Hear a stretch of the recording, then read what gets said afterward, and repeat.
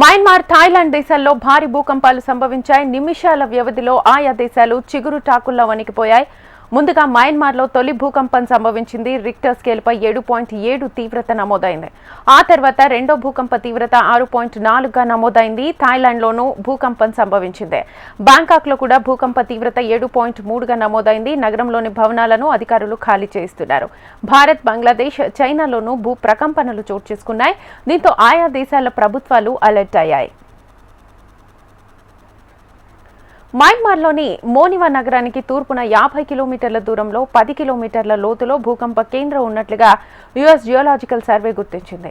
ఈ భూకంపం దాటికి పలు భవనాలు ఊగిపోయాయి. పలు చోట్ల ఎత్తైన భవనాలు నేలకూలాయి. మయన్మార్లోని మాండలేలోని ఐకానిక్ అవా వంతెన కుప్పకూలింది. ఐరావడి నదిలోని వంతెన కూలిపోయిన దృశ్యాలు వైరల్ అవుతున్నాయి. మండాలేలోని చారిత్రక ఆవా బ్రిడ్జ్ కుప్పకూలింది. భవనాల శిథిలాల్లో వేలాదిగా చిక్కుకున్నారు. భారీ స్థాయిలో ఆస్తి నష్టం వాటిల్లింది. ప్రజలు ఎక్కడికక్కడ రోడ్లపై పరుగులు తీశారు. మయన్మార్లో విమాన, రైలు సర్వీసులన్నీ నిలిపివేశారు. సహాయక చర్యల కోసం సైన్యాన్ని రంగంలోకి దింపారు.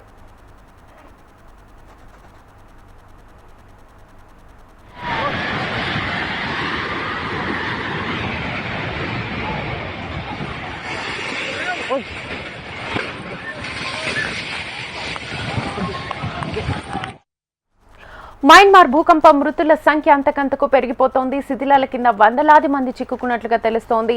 శిథిలాల కింద ఆర్తనాదాలు చేస్తున్నారు. అనేక మంది సాయం కోసం అభ్యర్థిస్తున్నారు. సహాయక బృందాలతో రెస్క్యూ ఆపరేషన్ కొనసాగిస్తున్నారు.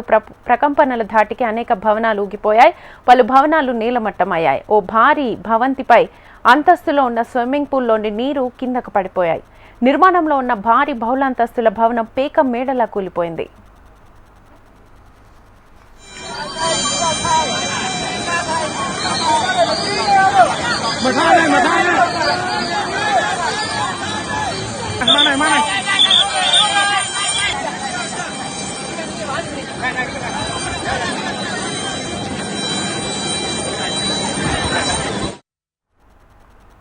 ఈ భూకంప ప్రభావం ఆగ్నేయాసియా దేశాల మీద కూడా పడింది. భారత్లోని కోల్కతా, ఇంపాల్, మేఘాలయాల్లోనూ స్వల్పంగా భూ ప్రకంపనలు సంభవించాయి. మేఘాలయ ఈస్ట్ గారో హిల్స్లో భూకంప తీవ్రత 4గా నమోదు కాగా బంగ్లాదేశ్లో 7.3 తీవ్రతతో భూమి కంపించినట్లుగా గుర్తించారు.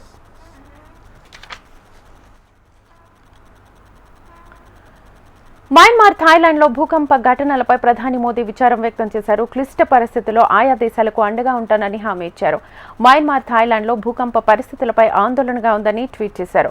అక్కడి ప్రజలంతా సురక్షితంగా ఉండాలని ప్రార్థిస్తున్నట్లుగా తెలిపారు. వారికి అవసరమైన సాయం చేసేందుకు భారత్ సిద్ధంగా ఉందన్నారు. సహాయక చర్యలపై ఆయా దేశాల ప్రభుత్వాలతో నిరంతరం సంప్రదింపులు జరపాలని కేంద్ర విదేశాంగ శాఖను కోరినట్లుగా తెలిపారు.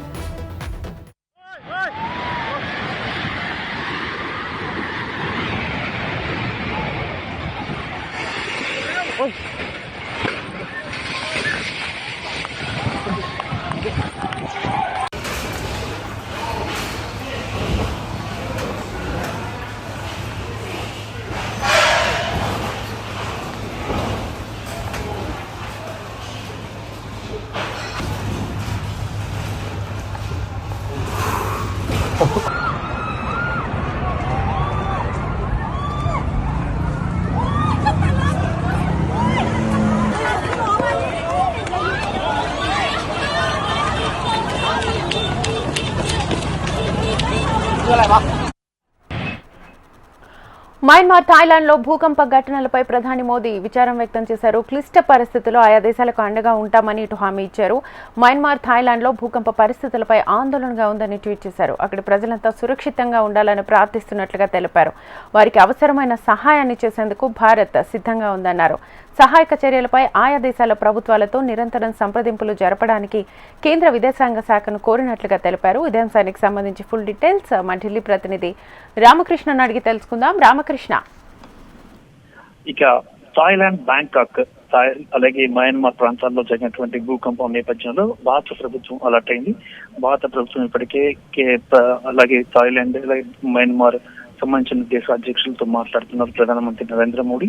మరి దాంతో పాటు అక్కడ తాజా పరిస్థితిని ఎప్పటికప్పుడు అప్డేట్ చేస్తూ ఉండాలని చెప్పేసి కూడా ఇప్పటికే అధికారులకు కేంద్ర విదేశాంగ శాఖకు ఆదేశించారు. విదేశాంగ శాఖ ఈ విషయంలో అక్కడ పరిస్థితులను కూడా ఎప్పటికప్పుడు భారత ప్రభుత్వానికి అందజేస్తుంది. మరి మయన్మార్ లో మరికొద్ది సేపటి క్రితమే చూసినట్టుగా 12 నిమిషాల వ్యవధిలో 2 సార్లు భారీ భూకంపాలు ప్రకటించాయి. మరి దీంతో ఇక్కడ భారీగా మరొకసారి ఈ పరిస్థితి విషమంగా మారింది. మరి సెంట్రల్ మయన్మార్ లోని మోనివా నగరానికి తూర్పు 50 కిలోమీటర్ల దూరంలో 10 కిలోమీటర్ల లోతులో భూకంప కేంద్రం ఉన్నట్లు గుర్తించారు. యుఎస్ జియోలాజికల్ సర్వే గుర్తించింది. స్థానిక కాలమానం ప్రకారం మధ్యాహ్నం 1:30 గంటలకు బ్యాంకాక్ లోని ప్రకంపనలు సంభవించాయి. పలు భవనాల్లో అలా మోగడం కూడా ప్రజలు బయటకు తీశారు. అక్కడ ప్రభుత్వం ఎమర్జెన్సీ ప్రకటించింది. టోటల్ గా అక్కడ చూసుకున్నట్టుగైతే అన్ని అంటే మొత్తం విమాన సర్వీస్ కి కూడా రద్దు చేశారు. ఇక్కడ ఎలాంటి పరిస్థితులను కూడా ఎదుర్కొనేందుకు సిద్ధంగా ఉండాలని దేశ ప్రజలకు విన్నవించారు. భారత ప్రధాని నరేంద్ర మోడీ అలాగే రాష్ట్రపతి ద్రౌపది ముర్ము ఇద్దరు కూడా తాజా పరిస్థితిపై ఆరా తీశారు. అక్కడ దేశాల అధ్యక్షులతో మాట్లాడారు. ఆ దేశాలకు అండగా ఉంటామని భరోసా ఇచ్చారు. ఇక ప్రకంపనల దాటికి అనేక భవనాలు కూడా దాదాపుగా ఊగిపోయాయి. పలు భవంతులు నేలమట్టమయ్యాయి. ఓ భారీ భవంతి పై అంతస్తులో ఉన్న స్విమ్మింగ్ పూల్ లో నీరు కిందకి రావడం వల్ల చాలా అది ఒక ఇబ్బందిగా ప్రజలకు మారింది. దాంతో పాటు 43 మంది కార్మికులు ఇక్కడ చిక్కుకున్నట్టు కూడా తాజా పరిస్థితులు అయితే తెలుస్తున్నాయి. అయితే ప్రస్తుత పరిస్థితి ఇక్కడ ఎమర్జెన్సీని ప్రకటించడం జరిగింది. మరి బ్యాంకాక్ లో ప్రకంపనల తీవ్రత 6.4, 7.3గా నమోదైంది. ఇంకా ఆగ్నేయ ఆసియాలోనూ పలు దేశాల ప్రభావం ఉంది. దాంతో పాటు ఇక మరి ముఖ్యంగా చూసుకున్నట్టుగైతే భారతదేశంలో కూడా 4 ప్రాంతాల్లో కూడా ఈ ప్రభావం స్పష్టంగా కనిపిస్తుంది. Right Ramakrishna, thank you.